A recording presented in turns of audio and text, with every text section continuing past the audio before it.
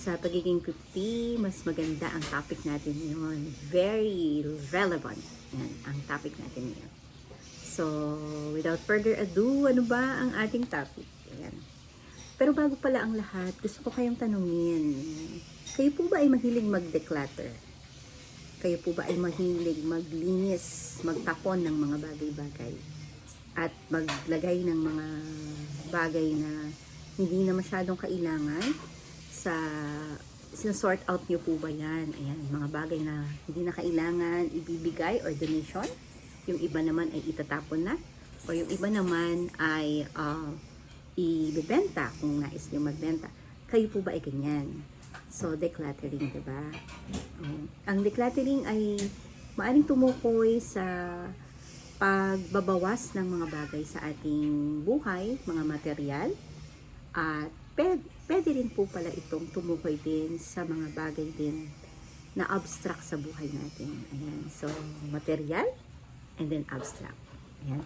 So, ang ating topic ay somehow decluttering or pagbibigay pansin sa mas mahalagang bagay at hindi na masyadong pagtuon ng pansin sa mga hindi na masyadong mahalaga. Pag-aaralan natin, isa-isahin natin ang 10 bagay na dapat nating hindi na masyadong bigyan masyado ng focus or attention or pansin. So, ito na yan, pag-aaralan natin ngayon or pag-uusapan pala natin ngayon rather. Okay, so number 1 is kung makinig tayo dito, lalo na yung mahilig mag-post sa social media nila, sa FB, sa TikTok, sa Instagram, ayan. So, ito na, no, number 1 is ang opinion or comment ng iba. Ayan, dapat pala ay wag na natin masyadong i-focus ang sarili natin sa opinion or komento ng iba tungkol sa atin. Bakit? Kasi, kapag pinrases pa kasi natin yan, hindi na yan tutulong sa atin, lalo na sa edad natin, na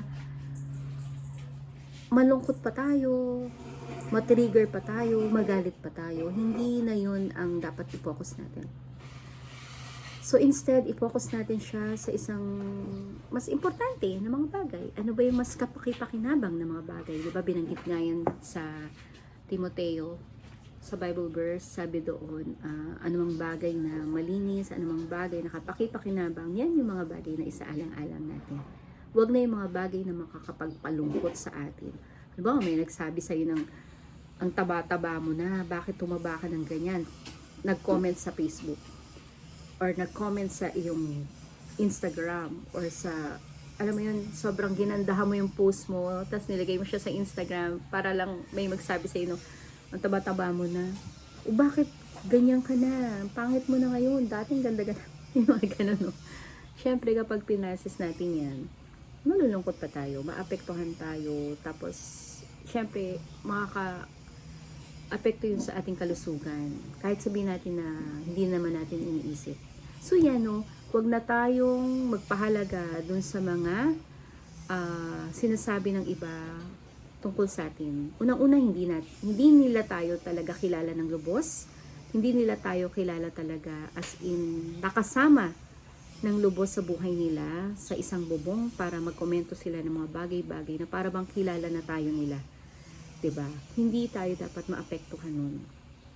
At dapat sa mga panahon na to, mas klaro na sa atin yung mga prioridad natin at yung mga bagay na mas value natin or valued sa atin. Ayan. So, ano mang mga napagdaanan mo, ano mang mga bagay na naranasan mo sa iyong mga naging significant others noon, maaring kaibigan or mga kamag-anak or sino man na naging bahagi ng buhay mo na nagkokomento ng hindi maganda tungkol sa iyo, hayaan mo sila, pabayaan mo lang. Ang totoo, hindi nila alam kung ano talaga ang nangyayari sa iyo. Kaya, pagpatawad mo na lang or palampasin mo na lang. Kasi, hindi nila alam ang kanilang ginagawa. Diba sabi nga ni Jesus sa isang Bible verse din, pagpasensyahan na ninyo sila, Ama, dahil di nila alam ang kanilang ginagawa. O hindi nila alam ang kanilang sinasabi. Yan. So, number 2, ang pressure na maging perfect. Ayan, wag na tayong ma-pressure pa na maging perfect. Kasi, syempre, nobody's perfect. Lahat naman tayo, hindi tayo perfecto. Kaya, bakit ito mahalaga? I-realize natin sa isip natin na hindi talaga umiiral or it's not existing. The word perfect, hindi siya perfect or hindi tayo perfect lahat. So, mas mahalaga na ang kapayapaan natin sa isip natin ay alagaan natin at kumonekta lang tayo dun sa mga taong tunay na nagmamalasakit sa atin. Kung sa tingin nila ay perfecto sila, o di sila perfecto. Okay, sila ay perfect. Okay na yun. Tanggapin natin na sila ay perfect. At saka, syempre, kailangan natin tanggapin din or i-embrace natin na tayo ay good enough. Tayo ay sapat na. Anumang bagay na tinitingnan nila na mali sa atin, anumang bagay na kala nila mali sa atin, it's their opinion. Sila yun. Hindi ikaw yun.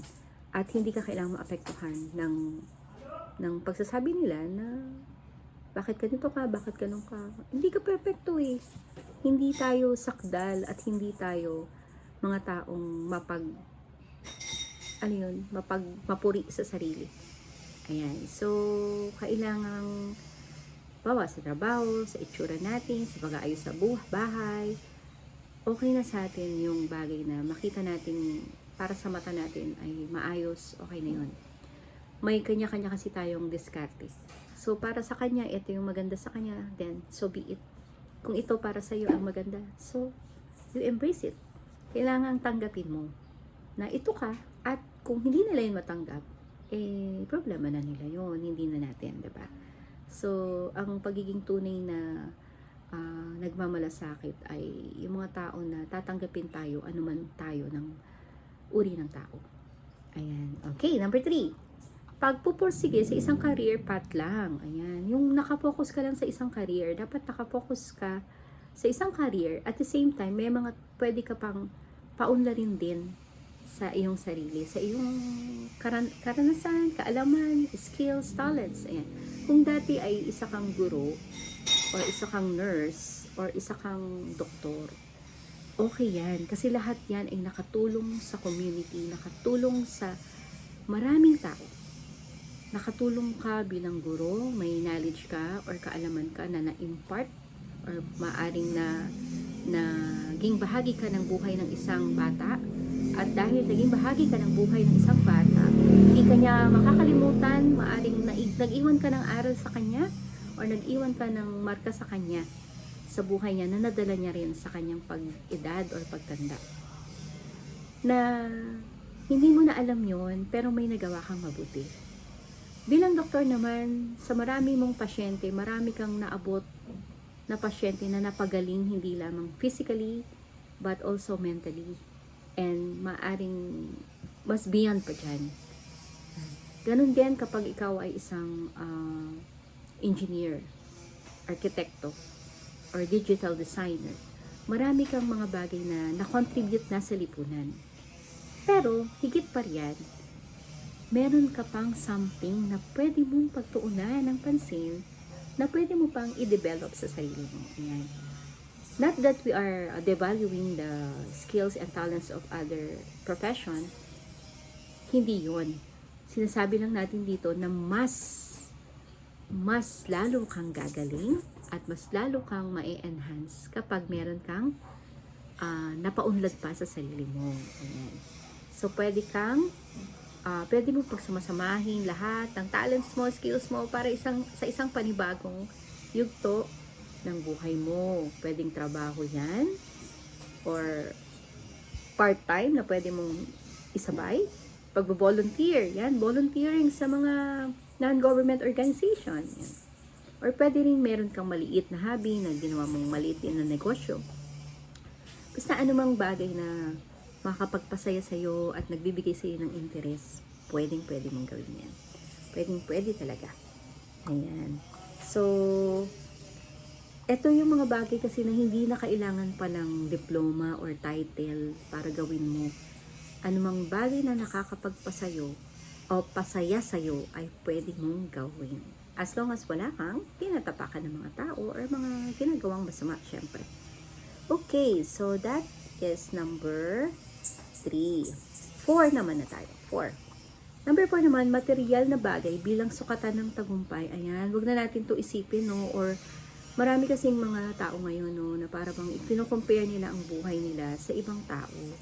Hindi natin, hindi natin maiwasan to, syempre pa. Pero kapag tinuon natin ang focus natin doon, ay, ito si ganyan, ganito na.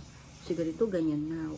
Maaapektuhan ang ating health, ang mental natin. Baka mauwi pa to sa depression. So, wag natin ikumpara ang sarili natin. Kasi, unang-una, hindi naman sukatan ng tagumpay ang nakamit na kayamanan ng isa. Marami nga nagkamit ng kayamanan, 'di ba? Alam mo na yung current issues natin na nakapagkamal sila ng kayamanan sa paraan na hindi tama or mali dahil nagkaroon ng, 'di ba, pagnanakaw sa paraan na alam mo na nagkaroon sila ng mga sabwatan. Yan, yun yung mga nakamit na mga kayamanan na hindi success or hindi siya definition ng success kasi kinuha nila yun sa maling paraan. Pero kinukomendahan natin yung mga successful natin na mga kakilala, mga kaibigan, yan, na nakaabot ng kanilang pangarap, napaunlad ang kanilang buhay dahil sa kanilang naging profesyon. Siyempre pa, kinukomendahan natin yan at congratulations din talaga sa kanila. Pero yun nga, hindi natin kailangan na maging sukatan yun na ito siya ang laki na ng kotse, ang ganda na ng bahay, nakagala na siya, nakapag-travel na siya kahit saan. Yan. Pwede mo rin gawin yun. Pwede. Pwede ka rin mag-travel. Pwede kang gumala. Pwede ka rin bumili ng yung sa abot kaya mo. Not to the extent na sobrang pahihirapan mo ang sarili mo para makamit mo yun. 'Di ba? Kasi wala namang overnight na pagyaman. Lahat talaga.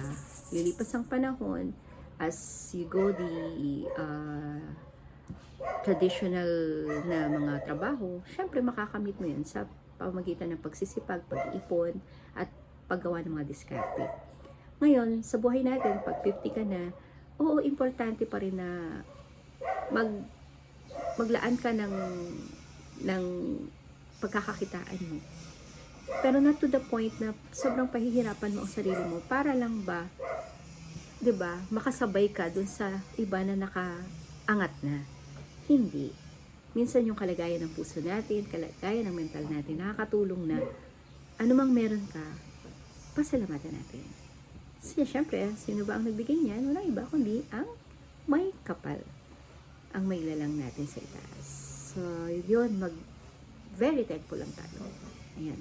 So, pwede rin to na